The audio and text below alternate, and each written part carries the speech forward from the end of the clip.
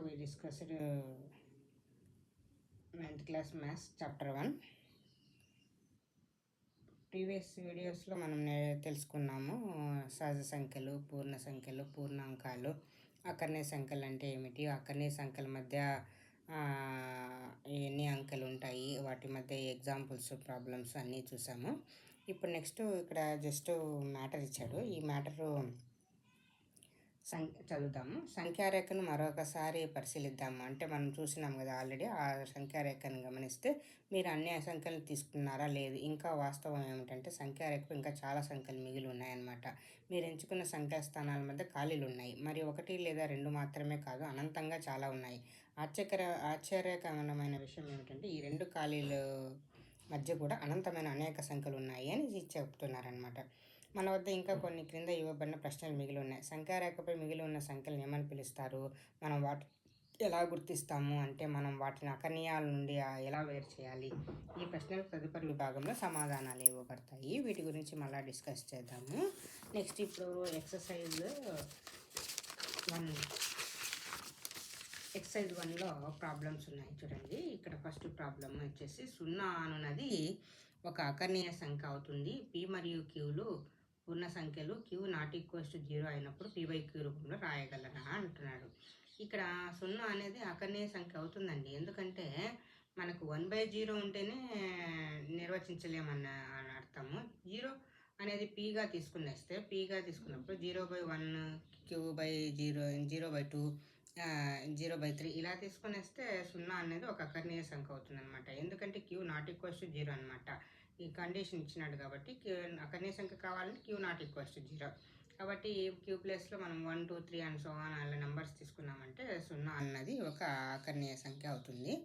3, 4ల మధ్య 6 అకర్ణీయ సంఖ్యలు కనుగొనండి అన్నాడు కదా. 3, 4 మధ్య అకర్ణీయ సంఖ్యలు 6 అకర్ణీయ సంఖ్యలు కనుగొనాలంటే ఇక్కడ ఒక ప్రాబ్లం చేసి చూపిస్తానని చూడండి. 3, 4ల మధ్య అకర్ణీయ సంఖ్యలు ఎలా అనేది 6 అకర్ణీయ సంఖ్యలు అడిగాడు. ఎన్ని అడిగినాడు ఆ నెంబర్కి మనం 1 యాడ్ చేయాలి. 6 + 1. 6 అడిగినాడు, 6 అకర్ణీయ సంఖ్యలు కావాలన్నాడు కాబట్టి 6 + 1. అదే 5 అడిగినాడు అనుకో 5 + 1. 8 అడిగినాడు 8 + 1 చేయాలి. అలా చేసిన తర్వాత ఇచ్చిన నెంబర్స్కి మనము న్యూమరేటర్, డినామినేటర్లో సేమ్గా వేసుకొనేసి మల్టిప్లై చేయాలి ఇచ్చిన నెంబర్స్కి. ఇప్పుడు చూడండి ఎగ్జాంపుల్ 3 × 7/7, 4 × 7/7 వేసినాను. ఇప్పుడు 3 × 7 = 21/7, 4 × 7 = 28/7. ఇక డినామినేటర్లో సేమ్ ఉన్నాయి కాబట్టి ఇంకా పైన ఉండే వాటి మధ్య నెంబర్స్ 21, 28ల మధ్య నెంబర్స్ చూస్తే 22, 23, 24, 25, 26, 27. So answer is 22/7, 23/7, 24/7, 25/7, 26/7. Next problem చూడండి టెక్స్ట్ బుక్లో మనకి ఏముంది అనేది. 3/5 మరియు 4/ల మధ్య 5 అకర్ణీయ సంఖ్యలను కనుగొనండి అంటున్నాడు. ఈ ప్రాబ్లం కూడా సేమ్. ఇప్పుడు అక్కడ ఫస్ట్ సెకండ్ ప్రాబ్లంలో 6 అడిగాడు, ఇక్కడ 5 అకర్ణీయ సంఖ్యలు అడుగుతున్నాడు కాబట్టి 5 అకర్ణీయ సంఖ్యలకి 5 + 1 = x. ఇలాంటి ప్రాబ్లమ్స్ మనం ఎగ్జాంపుల్ కూడా చేస్తాం ప్రీవియస్ వీడియోస్లో. ఎగ్జాంపుల్ ప్రాబ్లమ్స్ బేస్ చేసుకుని కూడా మీరు ఇవి ఓన్గా కూడా ప్రిపేర్ కావచ్చు. ఇప్పుడు 5 + 1 = 6. 3/5 × 6/6, 4/5 × 6/6. న్యూమరేటర్లో డినామినేటర్ సేమ్ వేసుకొనేసి మల్టిప్లై చేయాలి. 3 × 6 = 18/30, 24/30 వస్తుంది. 18, 24ల మధ్య 19/30, 20/30, 21/30, 22/30, 23/30. నెక్స్ట్ ఇలాంటి నెంబర్ ఆఫ్ చేసుకుంటూ పోవచ్చు, కానీ మనం 5 అకర్ణీయ సంఖ్యలే రాయాలి. ఇప్పుడు 3/10తో కూడా చేయొచ్చు అనమాట. మనం డినామినేటర్, న్యూమరేటర్ సేమ్గా ఉండి చేయొచ్చు. 3/10/10, 4/10 × 10, 3/10, 4/10ల 40/10 మధ్య ఉన్న నెంబర్స్ 31/10, 32/10, 33/10, 34/10, 35/10. ఇది ఒక ఎక్సర్సైజ్లోని third problem. Next fourth problem ఎక్సర్సైజ్లో ఈ స్మాల్ బిట్ టైప్. క్రింది ప్రవచనాలు సత్యమా లేక అసత్యమా? మీ సమాధానాలకు కారణాలు తెలియజేయండి అంటున్నాడు. ప్రతి సహజ సంఖ్య పూర్ణాంకం.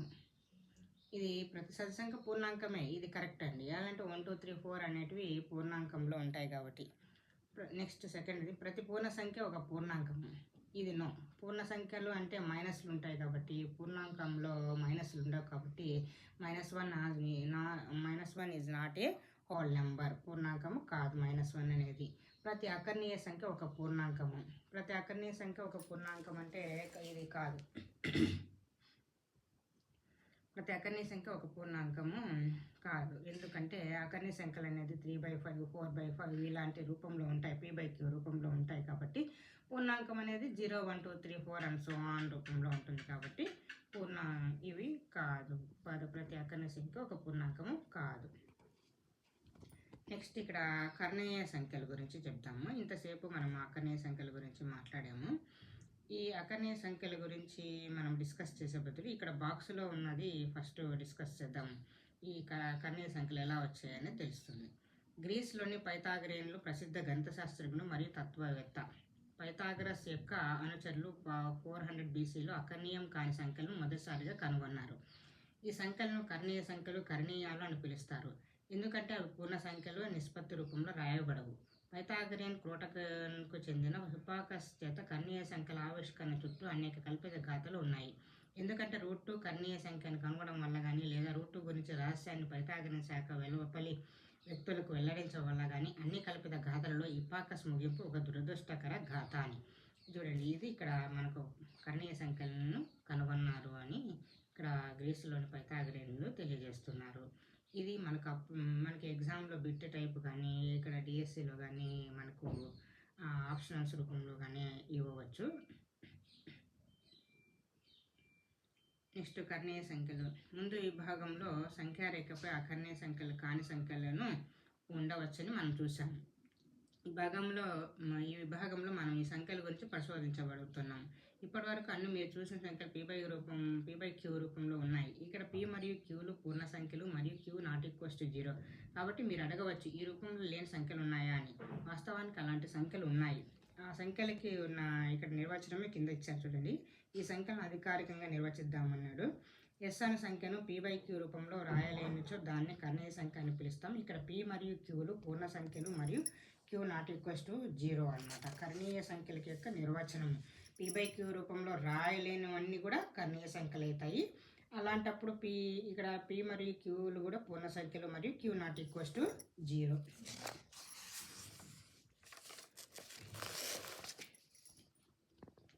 అనంతమైన అకర్ణీయ సంఖ్యలు ఉన్నాయని మీకు ఇప్పటికే తెలుసు. అదేవిధంగా అనంతమైన కర్ణీయ సంఖ్యలు కూడా ఉన్నాయి.